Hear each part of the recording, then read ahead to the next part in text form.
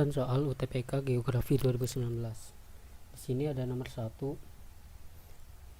Soal nomor 1 ini ada dua paragraf. Paragraf pertama lebih menjelaskan terkait Gunung Krakatau, dan paragraf kedua lebih menjelaskan akibat dari letusan Gunung Krakatau.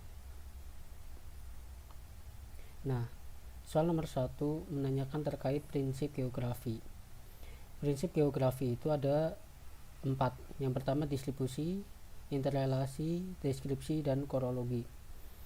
Prinsip distribusi ini adalah prinsip yang menjelaskan semua fenomena di permukaan bumi tersebar tidak merata.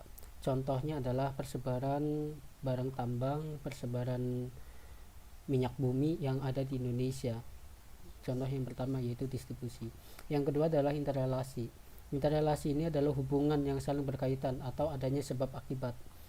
Contohnya adalah adanya longsor disebabkan oleh apa? Banjir disebabkan oleh fenomena alam dan fenomena manusianya.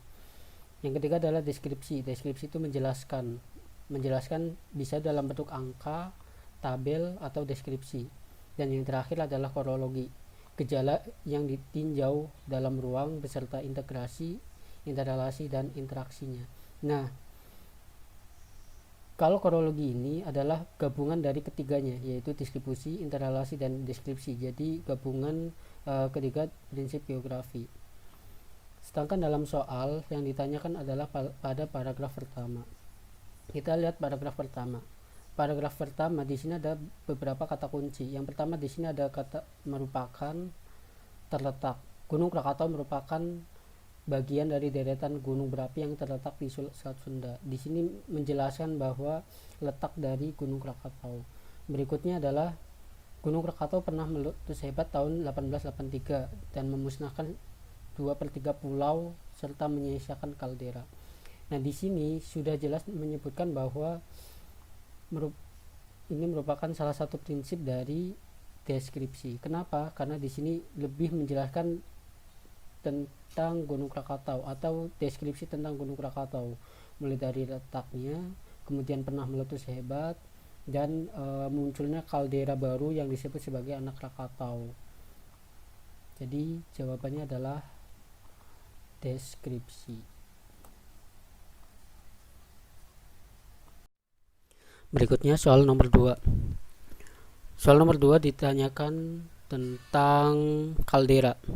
Kerucut-kerucut gunung api yang penampangnya membentuk kaldera selain Gunung Krakatau adalah, kita ketahui bersama bahwa Gunung Krakatau merupakan hasil letusan besar tahun 1800-an. Kita bisa lihat ini adalah kaldera dari Gunung Krakatau. Tapi sebelumnya, kaldera adalah suatu area kawah luas hasil dari amblasan kawah utama. Bisa hasil dari letusan, bisa longsor, ataupun runtuhan dari kawah utama. Nah, ini adalah kawah utama Gunung Krakatau sebelum Gunung Krakatau meletus. Setelah meletus, kawahnya longsor dan menjadi seperti ini. Kita lihat dalam soal. Yang disebutkan di sini adalah penampang membentuk kaldera selain Gunung Krakatau. A. Gunung Tangkuban Perahu, Kerinci, Ciremai, Cikuray, dan Gunung Tengger. Gunung Tangkuban Perahu adalah kaldera, gunung yang ada kalderanya, dan bentuk kaldera ini, pembentukannya dan bentuknya itu hampir mirip dengan Gunung Krakatau. Kita lihat seperti ini. Ini Gunung Tangkuban Perahu dulunya adalah Gunung Sunda, meletus besar dan hampir menghilangkan sebagiannya. Jadilah seperti ini. Ini adalah Gunung Tangkuban Perahu sekarang. Ini merupakan Gunung Sunda yang meletus besar dan akhirnya menghilangkan sebagian kawahnya dan akhirnya membentuk kaldera. Jadi jawabannya adalah Gunung Tangkuban Perahu. Lalu kenapa bukan Gunung Ciremai atau Gunung Kerinci? Gunung Kerinci dan Gunung Ciremai memang ada kaldera juga, tetapi pembentukannya dan bentuknya itu berbeda dengan Gunung Krakatau. Kalau Gunung Krakatau meletus besar, akhirnya hampir menghilangkan seluruh dari bagian gunungnya. Tapi Gunung Ciremai dan Gunung Kerinci masih besar sampai sekarang. Soal nomor 3. Soal nomor 3 ini adalah yang menanyakan tentang lempeng. Lempeng di permukaan bumi itu banyak sekali. Dan yang paling dekat dengan Indonesia itu ada lempeng Eurasia, lempeng Indo-Australia, lempeng Filipina, dan lempeng Pasifik. Ini adalah wilayah Indonesia. Jadi Indonesia terletak di lempeng Eurasia dengan lempeng Indo-Australia.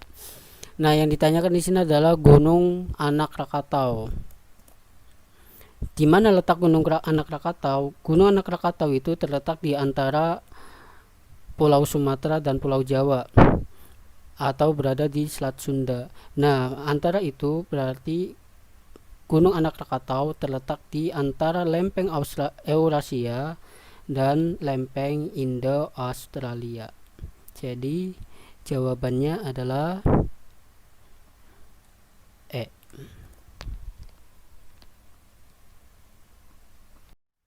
Lanjut ke soal nomor 4. Soal nomor 4 ini menanyakan terkait tsunami di Anyer tahun 2018. Perlu diketahui bahwa soal SBMPTN ini biasanya diambil dari masa isu-isu terkini. Jadi jangan sampai teman-teman lupa atau mengesampingkan isu-isu terkini. Nah, soal nomor 4. Soal nomor 4 ini menanyakan tenaga eksogen yang memicu terjadinya tsunami di Anyer tahun 2018. Tsunami di Anyer tahun 2018 itu tidak disebabkan oleh gempa bumi, tetapi disebabkan oleh dampak dari letusan Gunung Anak Krakatau. Kita lihat dalam gambar. Gunung Anak Krakatau tanggal 22 Desember tahun 2018 itu terjadi erupsi besar. Nah, erupsi ini berasal dari dorongan dapur magma, dan dorongan dapur magma ini menyebabkan adanya tremor atau getaran di gunung itu. Akhirnya karena terjadi getaran, terjadilah longsor. Ini kita lihat badan dari Gunung Anak Krakatau itu longsor, dan longsorannya itu turun ke laut. Maka terjadilah gelombang besar yang akhirnya disebut sebagai tsunami. Jadi tenaga eksogen yang dimaksud dalam soal nomor 4 di tsunami Anyer tahun 2018 adalah longsoran. Kalau sedimentasi adalah pengendapan, tidak mungkin pengendapan bisa menyebabkan tsunami. Kemudian pengikisan itu jumlahnya adalah kecil, tetapi kalau sudah besar disebut sebagai longsoran. Tektonisme itu lebih disebabkan oleh gempa bumi. Jadi tsunami tahun 2018 di Anyer itu disebabkan oleh letusan gunung, kemudian terjadi getaran, dan akhirnya terjadi longsor di badan gunung itu. Berikutnya lanjut ke soal nomor 5. Lagi-lagi soal nomor 5 ini merupakan isu terkini pada saat itu tahun 2019. Isu ini mengangkat terkait tsunami yang berada di Anyer di Selat Sunda, atau tsunami di anak Gunung Krakatau. Nah, jadi ini juga menjadi peringatan bagi teman-teman untuk jangan sampai lupa terhadap isu-isu terkini, baik itu sejarah, sosiologi, maupun geografi. Nah, soal nomor 5 ini menanyakan terkait konservasi yang ideal mengantisipasi tsunami di kawasan terdekat dari lokasi Gunung Anak Krakatau. Jadi, bagaimana caranya agar dampak dari tsunami itu tidak begitu besar dirasakan oleh masyarakat? Kita ketahui bersama bahwa tsunami Anyer tahun 2018 itu berdampak besar, baik itu korban jiwa maupun kerusakan fisik dari bangunan. Nah, lalu bagaimana untuk mengatasi tsunami itu? Kita lihat dalam pilihan jawaban. Pertama, membangun rumah tahan gempa. Kita ketahui bersama bahwa tsunami Anyer tahun 2018 itu bukan disebabkan oleh gempa bumi. Jadi jawaban A salah. Kemudian B, menjaga dan merawat hutan mangrove. Kita ketahui bersama bahwa hutan mangrove itu adalah berfungsi di laut untuk menahan gelombang, baik itu gelombang besar ataupun tsunami. Nah, kita lihat dalam gambar ini merupakan gambar animasi pohon mangrove. Ini ada air. Ketika terjadi tsunami, maka gelombang tsunami itu akan ditahan oleh hutan mangrove. Akhirnya tidak bisa ke daratan atau menerjang rumah. Akhirnya dampak dari tsunami itu bisa diminimalkan. Jadi jawaban B benar. Kita lihat C, membuat tanggul dan daerah resapan air. Lepas resapan air ini berkaitan dengan banjir.